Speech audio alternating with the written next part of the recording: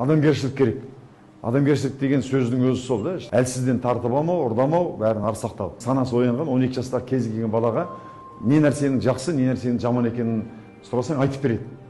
Өсек айтқан жаман, өтірік айтқан жаман деп бәрін айтып береді. Жақсы нәрсе не десең, еңбектену керек, адамдарға жақсылық жасау керек деп ақыл есі дұрыс бала айтып береді. Бірақ қарасаңдар, тура сол 12 жастағы баланың айтқанын жасап жатқан ересек адамдар бар ма? Тура сол 12 жастағы баланың не нәрсенің дұрыс, не нәрсенің теріс екенін, саналы адамның қылығы екенін айтып берген адамның ересек адамдардың жасап жатқаны сирек. Өйткені хайуани болмысы адамның әлі басқарады. Сондықтан ұрлық, сондықтан кісі өлтіру, сондықтан бірін-бірі тонау, ол енді ешқандай адамгершілікке жатпайды.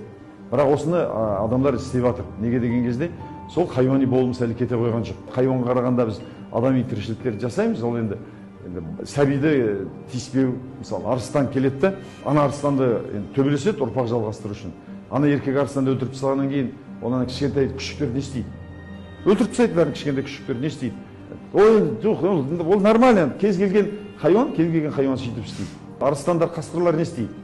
Шыққаннан кейін ана әкесі ғой енді, кәрі айғыр көкжал, ана кішкентай көкжал күшейіп алғаннан кейін кәрі қасқыр қуып жібереді, апарып талан-тараж жасап жеп те қояды. Каннибализм деген бар немеде, аңдардың ішінде. Енді адам тура ондай қиындықтар жасай бермейді.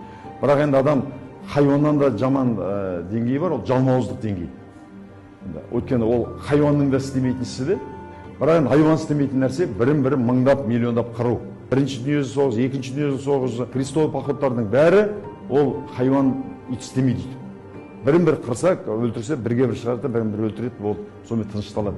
Енді мен ананы шамам жетті екен деп, мыңдап, миллиондап қырмайды. Сонымен біреу тамақ тауып жей алмай жатқан кезде, сонда көрінер, анау тамақ тауып жей алмай жатыр, а біреудің самолетіне дейін алды. Сол самолетті сатып берсе, ана жерде 1000 адамға, мысалы да 10 000 адамға тамақ беріледі. Бірақ оны істеп жатқан жоқ. Неге дегенде ол жалмауыздық деңгейге шығып кеткен. Сауд Арабиясына алып барсаң 12 жастағы балаға, әлі енді ақыл толған. Даже 12 жастағы емес, 7-8 жастағы балаға апарып көрсетсең, мынаның бәрі алтынмен апталған, күміспен күптелген, ана шіркеулерді, мешіттерді салып тастаған. Осы дұрыс па? Ана қанша 1000 адам тамақ тауып жей алмай жатыр. Ананың бәрін егер тамаққа айналдырса, адамдар тамақ тауып жейтін еді. Қайсы дұрыс дегенде ана 7 жастағы баланың ақылы жетеді соған. Мына дұрыс емес екен деген. Бірақ ересек адамдардың ақылы жетпейді. Өйткені адамдар неменеден адамшылық деңгейден өтпей адамшылыққа жетпей хайуани деңгейден бірден жалмауыздық деңгейге кетіп қалған.